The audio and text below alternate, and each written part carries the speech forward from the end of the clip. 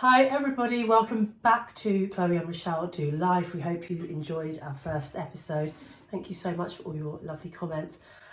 We are back today and we thought we would discuss sex stories that you guys sent in to us. Those of you who've only more recently started following us, you will have missed that a couple of weeks ago we put out on Instagram saying, please send us your wild sex stories. And I have to say, there were some wild. But it was the men. It was the men that came through. So girls, you need to start being a bit more open because I know that the girls are way filthier than men. So however bad these are, I reckon if the girls were honest, we could get some even worse stuff. But anyway, shall I start, Chloe? Yeah. Right. So I haven't heard this, by the way. yeah, she hasn't heard these. So this is from a man. I was 16 and AOL. Do you even know who AOL are? Yeah, you know. Had offered residents in Chigwell a new internet package to test it. I was a bit of a loner at 16 and used to spend many hours a day speaking to American girls and guys online. Fast forward 5 years and I was chatting to different women out there. At 21, I went to do Camp America as a counsellor, obviously, and was chatting to this girl who was about 18 at the time and lived in Florida. She said, why don't you come and spend some time here the week before and then go on to New York? I booked my flight and I could tell this girl was up for it. Oh, Missy's in the house. About a week before I went out there, her mother started to message me. I think we can see where this is going. I'd forgotten that the mother and father had split up and the girl was staying with the dad at the time. The mother also started showing an interest too. I flew out and met them at the airport. There was clearly sexual tension between me and the daughter. We had some drinks and dinner and ended up going back to theirs to stay at the mother's. I had sex with her for the next few days. This is the mum. And then went to the ex-husband's house where I then had sex with the daughter too. One night, the ex-husband was working late. We got loads of wine and vodka, got drunk, and I basically got it on with both of them all night. Basically had an orgy with both of them. No condoms. They were filth. Fucking and sucking all night. I then went and did Camp America, came back, never really spoke to them again. It was a mad 5 days of filth. This is my favourite bit. It was very enjoyable. That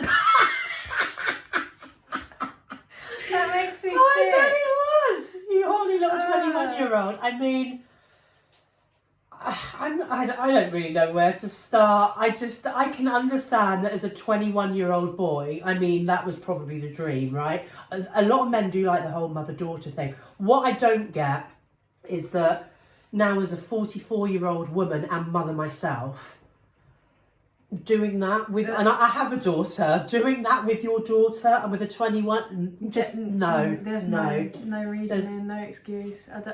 Nothing appealing about that for me. No? Next one? How old is the girl? The girl was 18. That's not right. I mean, it's not right at any age, but... I mean, he was 21, she was 18, so then, fine. Yeah.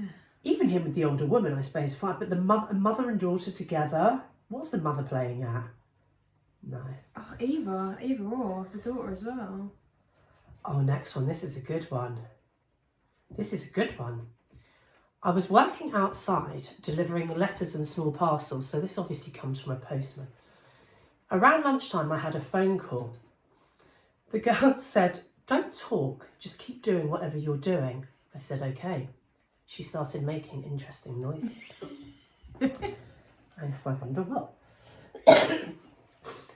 She started then making a noise like she was sucking on something, and I could hear her choking as she put whatever it was down her throat. Then she told me that she was playing with her tits. She put her vibrator on and made me listen to her come twice. I was speechless and so hard when she finished, but had to just keep carrying on delivering my parcels. Oh, what an anticlimax. I mean, I would say on that one, like, they say the postman always delivers. This girl delivered. I mean, job satisfaction. Oh my God, that's wild. I quite like that though, the girl having the balls to just be like, You carry on doing what you're doing. Mm. And I'm going to be a Sounds dirty. familiar. I'm going to be a dirty little bitch for you. I've never had anything like that happen to me while I'm at work. I just get weirdos trying it on with me and say, that's a whole subject for another time. Oh my God. We could probably do a whole episode on, Michelle's weird clients. yeah, my weird clients, obviously. For those of you Perverts. who don't know, I've spent the last 21 years as a sports therapist. So I basically spend my day massaging people. Yeah, I've had some right weirdos, haven't I? Right weirdos. Yeah. Anyway, let's hear yours, Close. I've not heard yours. Okay. I'm almost like nervous for like what they're going to be. I went to Marbella on a girls' trip where all of us were married. We met a group of English guys who were on a golf trip on our first night, and the chemistry between one of them was insanely strong. Oh. We spent every evening together. The few days we were there while my husband was at home looking after the kids. No. We agreed we wanted to see each other when we got home, but he was a bachelor, so I didn't know if he was just a player. Consequently, I didn't want to rush into ending my marriage off the back of a short holiday romance. I mean, I think not. So when we got back, we agreed to see each other and see where it went. He would come over to see me really early in the morning at the salon before it opened, and would drive back to London to go to work. He'd be doing me in the little... What? He'd be doing me in the little staff room before any clients come in. Over the basin. Oh, I know it was no. bad, but that affair did end... Oh, I know it is bad, but that affair did then end my marriage, and we've been married several years now. He was the love of my life. I'm very surprised though. I don't think that's often how it goes. I would also be interested to see if that marriage is still intact in a few more years from now. Yeah. If I'm yeah. completely honest. I don't know. I think that getting together like that... I know somebody who had a very, very similar story to that and ended her marriage. Ended up with the guy. Mm. And within 3 months of them getting married, she was snogging another guy on a girls' trip that we went on. I think this is And I quite was common. like, I'm now kind of thinking that there's a you problem here. Yeah. Because you've cheated on your ex-husband with this guy. You've now had this big, and this was like a big fairy tale wedding. And within 3 months, you're drunkenly kissing somebody in Portugal on a girls' trip. If you're snogging other men 3 months after you've just got married on your second marriage, I think that would suggest there's a bit of a Yeah, problem. like, yeah, for sure. That's why to think that you would marry someone that you didn't see yourself sticking with as well. I think she saw Like, you herself really as sticking don't- with him, but there's, like I say, I think there's I read something once that said something like, if you cheat once, it can be just it might be circumstantial. Your relationship is in a bad place at that time, or you're not getting on well, or you've got work stress or whatever. But if you do it more than once, there is there's something something within else, you that is yeah. a problem that needs looking at, and Yeah. I think that's probably very true. I do think there are cases when they do get the happy ending. Like, maybe she did realise that they weren't aligned and she was aligned with the new guy, but I think in most cases I don't think that's how it is. I think, like you say, there's an underlying problem.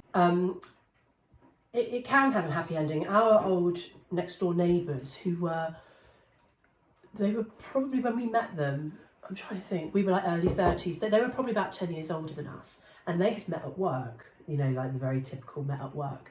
I think he was the director of a company and she was one of the like office women there, and they were both married and both in really unhappy marriages. But yeah, they ended up having an affair. Both ended their marriages and did go on and get married. And I think with them they probably were like absolutely perfect for each other. But it was really, really sad actually. I just thought this is where life can be really cruel. I do believe with them that they were a case of finding each other, and then they actually, only in their early 50s it must have been, they both passed away literally about 4 or 5 months apart from each other. We couldn't believe it. How sad is yeah, that? To it's like sad. find your person. Yeah.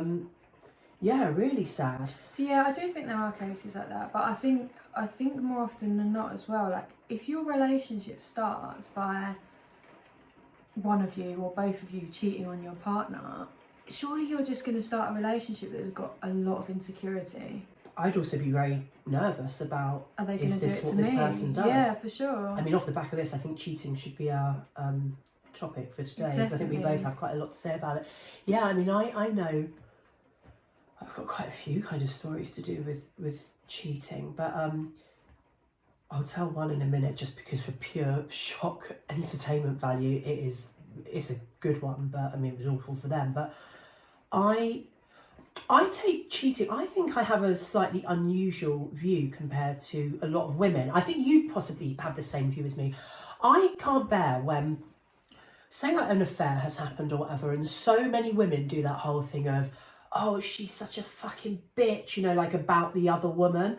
I don't really take that view. I very much take the stance that if you're in a relationship, it is the married person or the taken, you know, the person in it's the their it's their responsibility to not slip and fall into someone's vagina. Absolutely, yeah, or vice 100%. versa. And I've got friends. I think I've seen every permutation of this. I've got friends where they had an affair.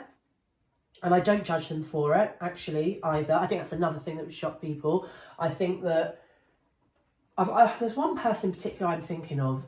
The particular group of friends at the time, she really kind of got like, I mean, the self-righteous brigade came out big time. And I was a bit more like, we all know that their marriage isn't happy. Yeah. It was kind of quite common knowledge. This was no secret. I was like, you never know what's going on in someone's house. And I think equally, though, to get to that point where if you go down that route of having an affair or whatever, you're desperately unhappy. And actually that takes two of you to get to that, to that point. Like her or anyone. In my marriage towards the end, I'm always very, very honest about this. My eye did start to wander. It 100% did. And I take responsibility for that. However, equally, I think my ex-husband very much played a part in me getting to that point. Same as I know with him, I think he was on a work conference and a girl there from his company made it very, very clear at the end of, you know, they'd done one of these big conferences where they were drinking all day. The company's put them up in a really nice hotel. She made it very clear that she was, you know, up for it if he wanted to. And I think he was tempted. This was towards the end of our marriage. I think he was tempted.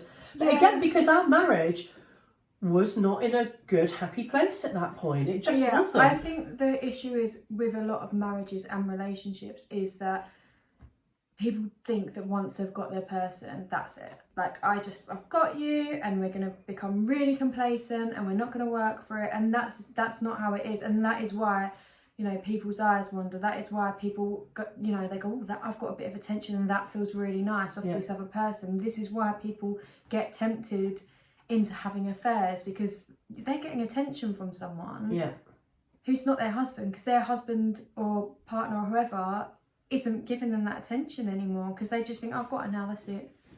Or sometimes I think, like, even in my case, I would say my ex-husband was always quite attentive in terms of, he was still always really good with things like, say if we were going out, he would compliment how I looked, he would be very vocal about how much he fancied me, and you know, a lot of those things that kind of go, like, he did all of that.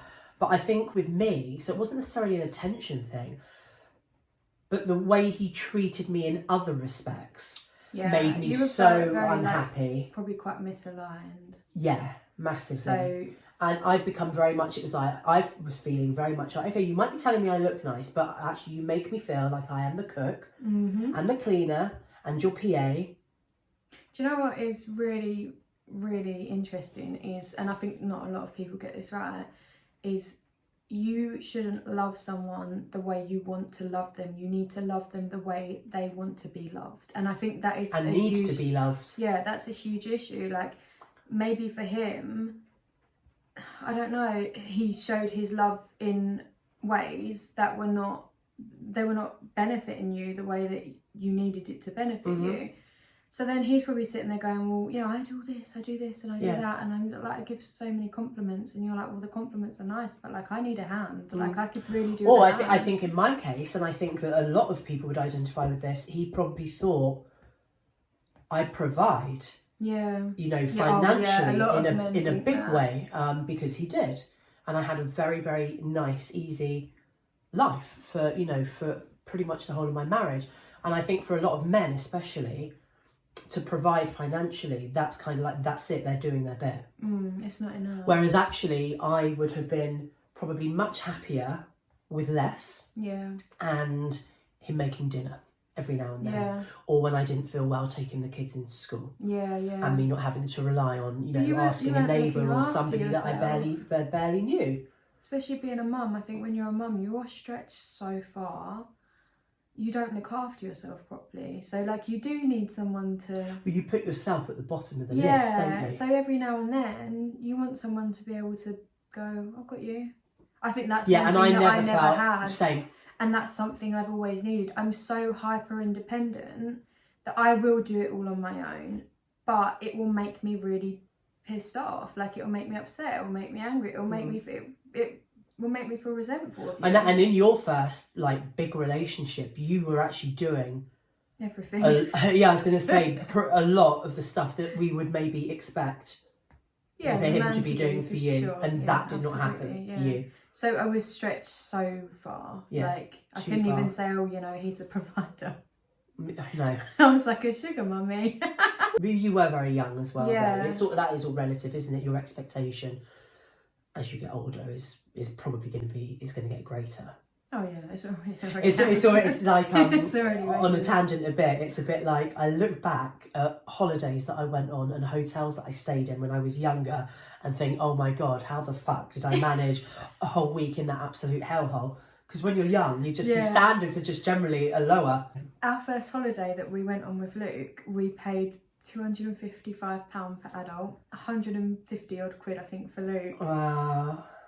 It was alright, like, I wouldn't go back, don't get me wrong, but it was alright. It was clean. But whereas now, that's always the thing, isn't it? It was clean. It was clean. And the food was edible for that price. I'll take it. Jeez, you wouldn't even pay. You'd pay more than that for one of you, wouldn't you? These days, God, yeah. easily for something nice, more.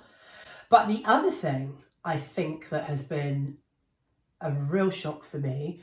So I would say, even when I was married, I think I was more aware, perhaps, than the average woman, other married women, of how much cheating does go on. And I say that because I just think that was from my job.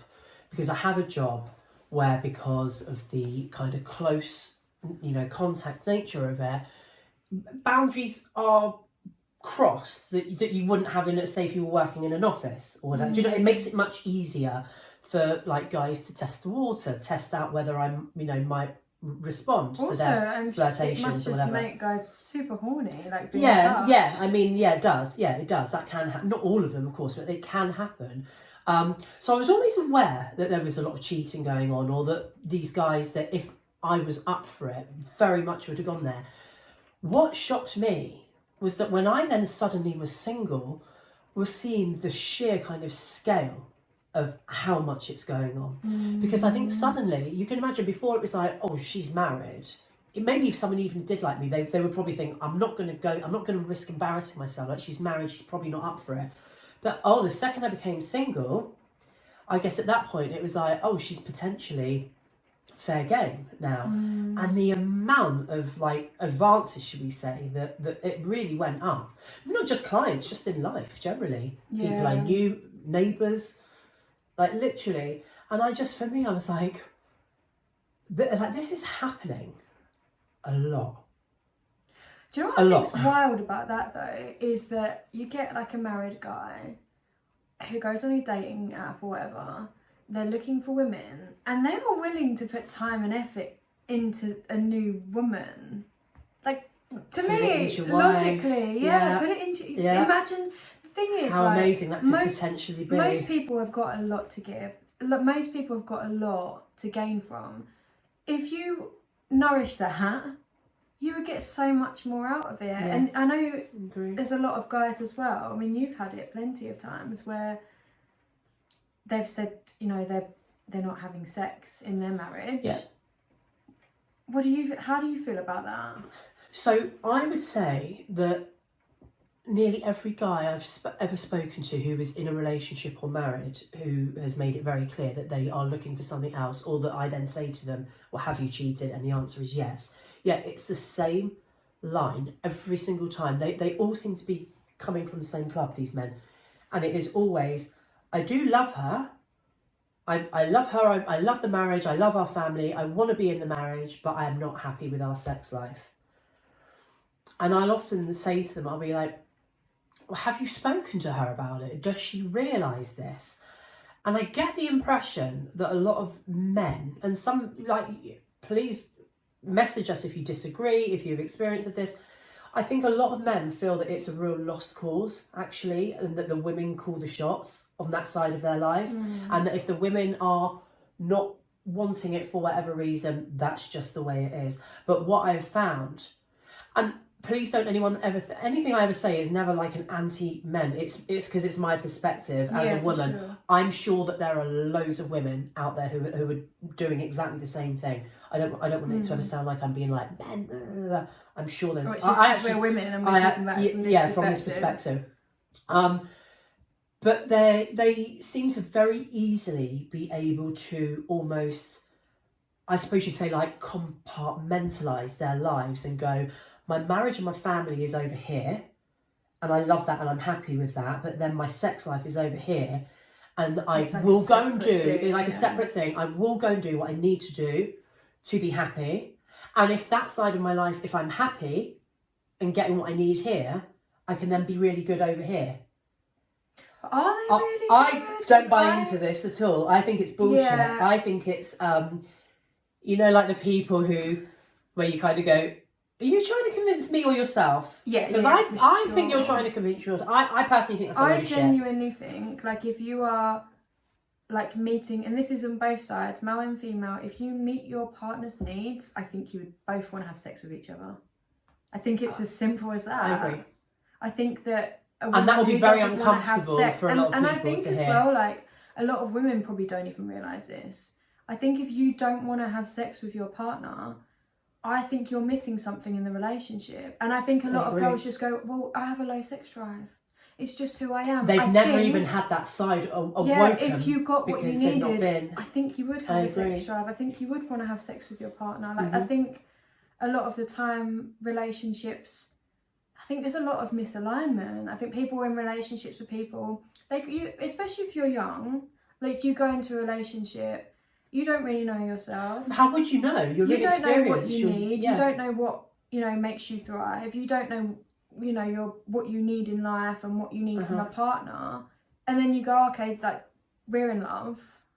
Maybe I don't even know what love is. Like, I think that's exactly it. I think a lot of people don't really know what love is, or you go, it is just about love and not. I say, or you think, about or you do the love extra them, things, like the characteristics. Like, if you really clash with your partner on something big, like, say for instance, like, one of you loves going on holidays and the other one is a real homebud and doesn't thinks, that they like their own. Or like money, like how you spend money, for example, they like if you're routine not aligned. And they like their home and they like to stay at home. Where's the middle ground going to be? Like, there needs to be a middle ground, and if there can't be a middle ground, then I don't think it's going to work, because one of you is going to lose out and one of you is going to end up being really resentful. Yeah, I think it is that. I don't buy into it at all, and I actually say to a lot of men, I think if you are honest with yourself, there's actually probably a deeper issue even than just, I'm just not happy sexually. A lot of people haven't got the balls, and I get it. I do get it. They just don't want to risk losing the life that they have for all the positive bits it does have in it. I have a very good example of this, actually, that I'm gonna try and tell this really carefully, because I wouldn't want to reveal, because it is really serious. It's someone's life. But I have a very old friend who I actually met her on my first day at university. So I was 19, she was 18, because I'd had a gap year. So that's how far back we go. In September coming up, it will be 26 years ago that we met. God, wow. 26 years ago. Anyway, one of my best friends, about, I don't know, 6, 7, 8 years ago or something, she told me one day we'd gone out and they were having some work done on their house, and she had this major attraction with like one of the tradespeople, and it was clear that it was a matter of time before something happened with these two, and she'd be like, my God, he's here today texting me, and you know, like when you just know, I'm like, this is literally bubbling away. Anyway, lo and behold, they did then end up like giving into temptation. So she's married, kids, he's married, kids, and they do whatever in her house, and it starts off a little bit of something. The way that this actually then played out was that her husband, who was still her husband, had suspected something, and he put cameras. No. They had done loads of work on this beautiful house, had a really beautiful life. He does very well, the husband, very well. And they spent a fortune on this house, hence the tradesman being there. And he put cameras in I think it was like they had a utility room play area off the kitchen. And what actually happened, there weren't cameras, it was microphones maybe, it was just picking up sound. Right, yeah. And they were linked to his phone. Could you imagine watching your wife? Well, yeah, it was sound. I don't know Even in a way if still, that's even, though. I think in a way that's maybe worse.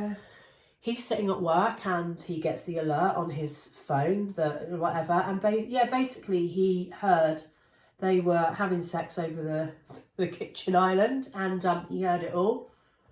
Oh my God. Yeah, and she said their kitchen window, I remember, looks over their driveway, and what was funny, she said that evening, as he walked up the driveway, she said she knew that he knew. He'd not let anything on all day. She said he just looked at her in a way that she was just like, he knows. She had no idea, obviously, and he did, and he confronted her. But where this story, actually, from my point of view, is actually really sad. It's been like a real major thing in my life. She doesn't speak to me anymore. She hasn't spoken to me for years. She's literally completely cut me out of her life. And we've spoken about it, like prior to the last time. And it's because I know her inside out. She's like a sister to me. I know her inside and out, but probably like you and me. But this is a 26 year. You can imagine. I know that marriage is not right for her. I know that he is not the person she wants to be with. He's lovely. He's a great guy. Same as I would say all those things about my ex-husband. He is not for her. Yeah. And she made the decision, and how many women especially do this? I don't want to lose my lifestyle. They live in a beautiful house. They go on like 3 amazing holidays every year. And she said 2 things, and I think both are really sad. She said, I do not want to lose my lifestyle because I will literally be starting again, as I have done. And the other thing, which in a way I think is possibly even sadder, she said, I don't know if anybody else will ever want me. How sad is that? But I think that's a really, really key factor though. Like, really common. I think loads of people think that. The guilt. I think because she was caught, she now feels like she needs to prove to him you're right. that he's what she wants. And I think a lot of what we do is actually done for the wrong reasons. Always. So I think that's why we kind of stay in these situations, like, because we don't want...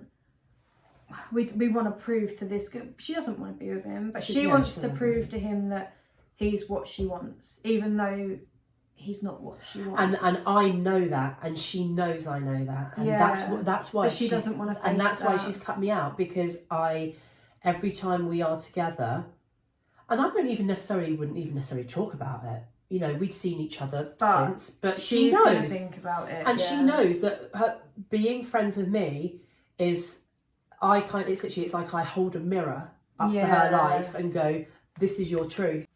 And it's too uncomfortable for her. And also I think because at a similar kind of time, my marriage was starting to go wrong at a similar kind of time. And I think the fact that I did have the balls to do what I did, Yeah. again, has then, for her, it's made her situation even more uncomfortable Yeah. to then be around for me. sure. Because it's, of course, She's it's like, she's doing the thing that I should be doing, but I know Yeah. I'm not doing. yeah, But I would rather turn a blind eye to that It's than just too actually face uncomfortable. it. Yeah. it's too uncomfortable for her. So yeah, it's really sad. It's really sad because we were friends, like I say, from 19. We had both kids at the same time. Literally had both the kids. I think the eldest ones we had literally like about a month apart. And the that's second really ones we had 10 days apart. Oh my god, that's She so she sad. actually had her second one on what was my due date. I was due my with Nate on the 30th of September, and I had him on the 9th of October, and she was due in October and was a bit early, and she had hers on the 30th of September.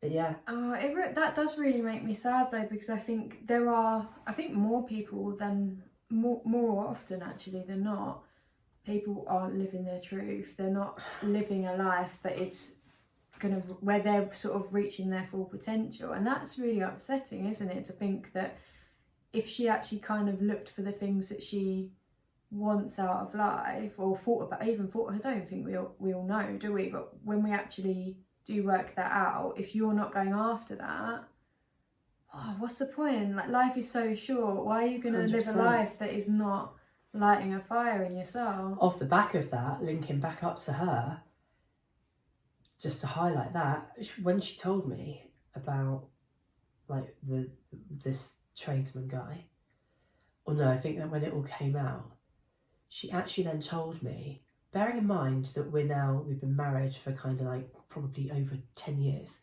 she actually then divulged for the first time that she actually had cheated on her husband a couple of weeks before they got married.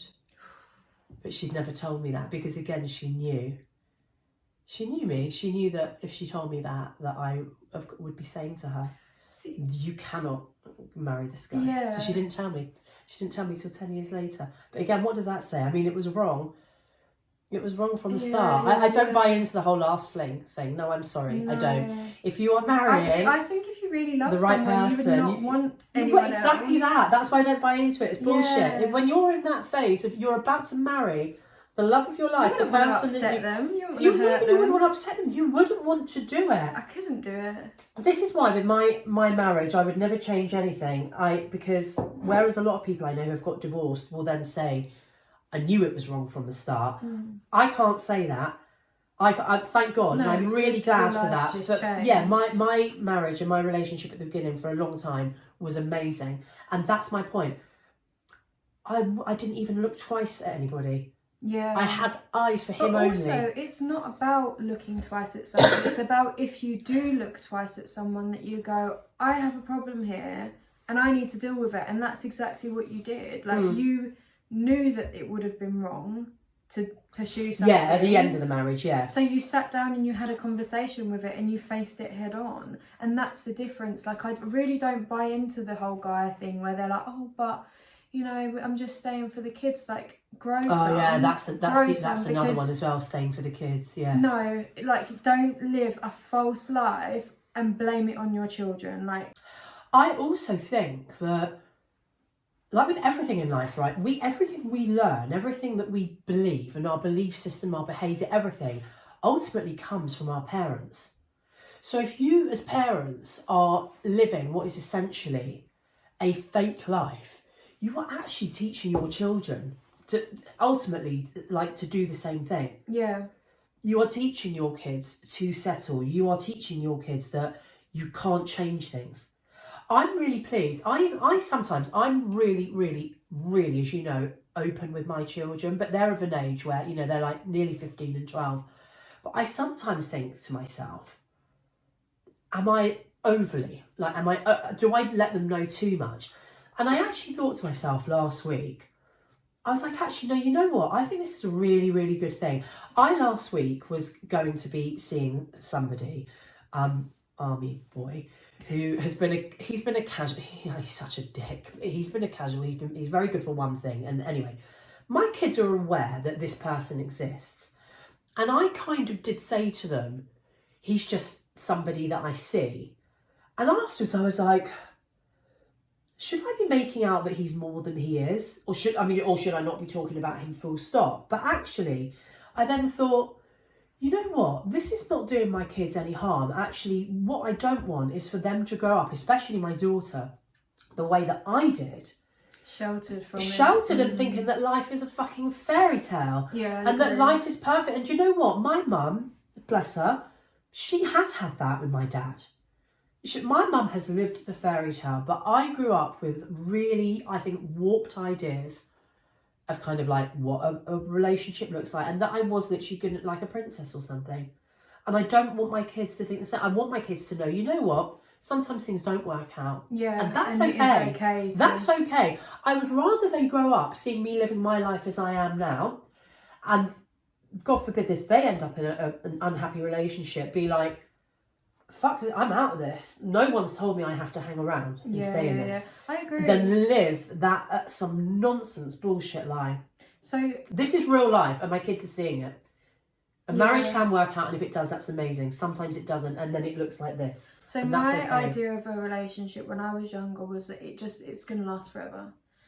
And because of that, I stayed way too long in a relationship that made me miserable. Like I was, you know what I was like. I was a shell of myself, and that had to do with different person. It's not even funny. And a lot of that had to do with the fact that I was with someone who like wasn't particularly nice to me, who didn't help me. Yeah. And I'm someone, you know what I'm like. I always want the best for people. Like I always want, like I would have helped anyone out. Like at that point in my life, I was like. I still think you are very, very. You get. I think you give a lot. But I was just. You give selling, more than like, I think I'm good, and you give more than every me. part of myself to everyone else, and then I was left with nothing. Mm-hmm. Yeah.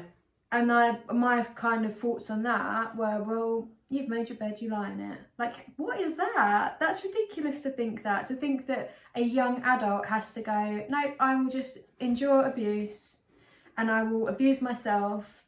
And you've just got to deal with it. Like, no, that's not crazy. how, that we should not be brought up with that reality at all. One thing I have to say, actually, that my mum, whilst my mum, I think, did, obviously not knowing that this maybe wasn't the best way, I think she did give me a lot of kind of false ideas about life. One thing she did used to say, which I think is amazing, and I say it to my kids, and I think that everybody should tell their kids this.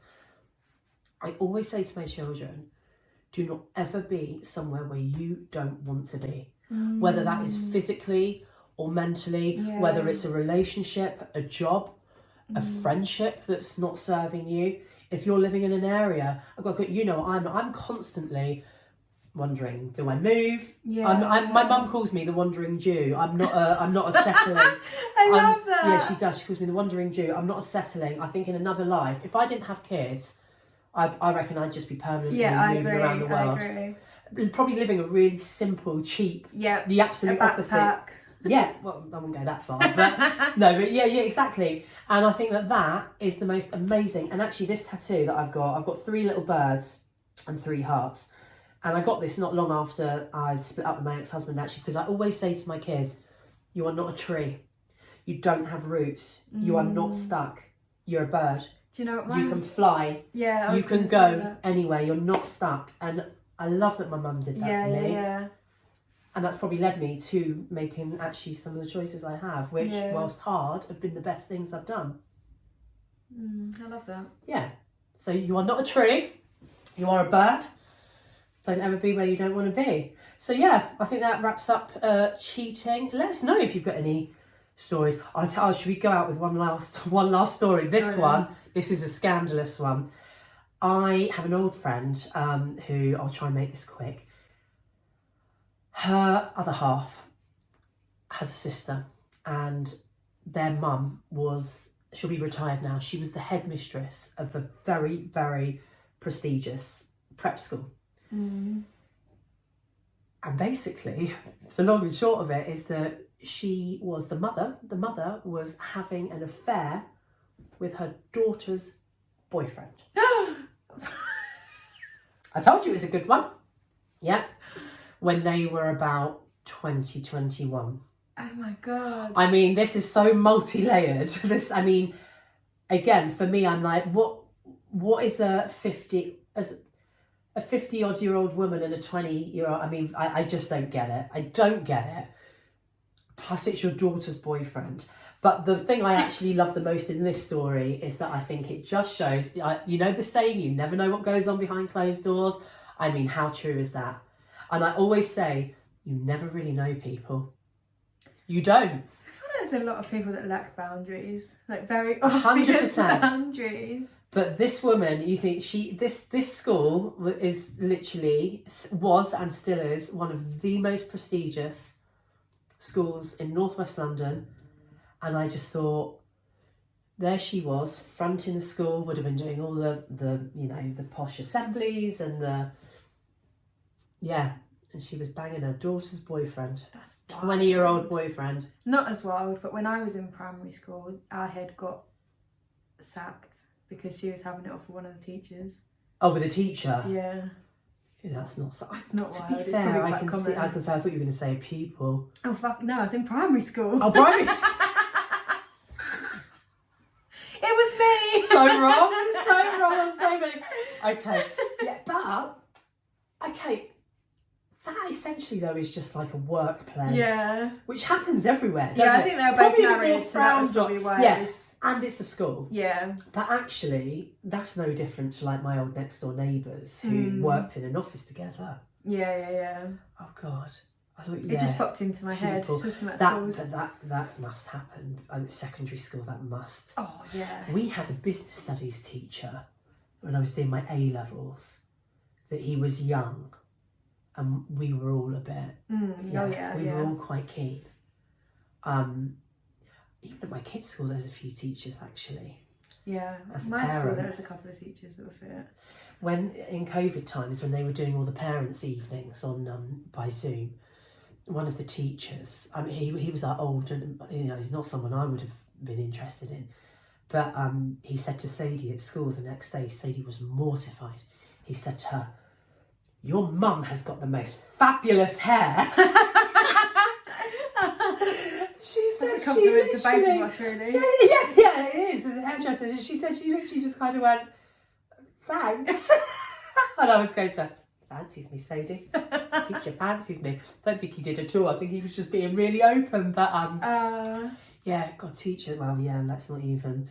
I'm sure there must be all sorts. Anyway, hope you've enjoyed. What are we going to talk about next? I think we were saying next episode we were going to talk about dating, the cost of dating, getting into debt over dating, because I think it's Experian, the credit company, they have come out with this research where they have said that a lot of people, particularly men, are getting themselves into really quite considerable debt because of dating. So yeah, so we're going to discuss that next time. So anyway, have a good weekend. We'll see you soon. Bye. Bye.